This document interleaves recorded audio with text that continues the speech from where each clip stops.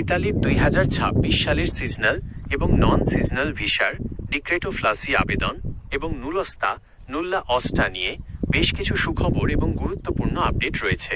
March 2026-এর বর্তমান পরিস্থিতি অনুযায়ী আপনার জন্য প্রয়োজনীয় তথ্যগুলো নিচে সাজিয়ে দেওয়া হলো। আবেদনের সময়সীমা, ক্লিক ডেজ।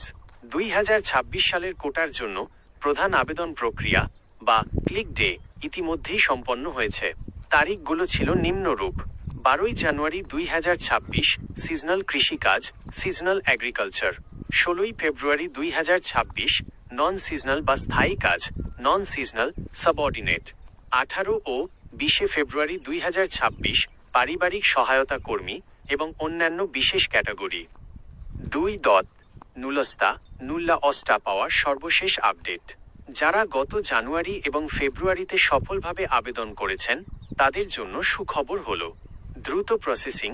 ইতালি সরকার এবার নুলস্তা ইস্যু করার প্রক্রিয়া আরও গতিশীল করেছে।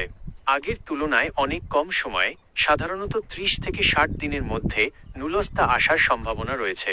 Online tracking. নিয়োগকর্তা, স্পন্সর এখন অনলাইনেই আবেদনের বর্তমান অবস্থা চেক করতে পারছেন। অনেকেরই নুলস্তা আসা শুরু হয়েছে। মেয়াদ। মনে রাখবেন, নুলস্তা ইস্যু হওয়ার পর এর মেয়াদ সাধারণত 6 মাস থাকে। এর মধ্যেই আপনাকে ভিসার জন্য আবেদন করতে হবে। 3. বাংলাদেশিদের জন্য বিশেষ সুযোগ। কোটা। 2026 সালে ইতালিতে মোট 1,64,850 জন কর্মী নেওয়ার লক্ষ্যমাত্রা রয়েছে। এর মধ্যে বাংলাদেশ সহ নির্দিষ্ট কয়েকটি দেশের জন্য 25,000টি নন সিজনাল কোটা সংরক্ষিত আছে। কাজের ক্ষেত্র: নির্মাণ, কনস্ট্রাকশন, জাহাজ নির্মাণ, কৃষি, হোটেল, রেস্তোরাঁ এবং লজিস্টিক খাতে কর্মী নিয়োগের হার এবার অনেক বেশি। আপনার পরবর্তী করণীয় ধাপ। করণীয় 1. স্পন্সরের সাথে যোগাযোগ।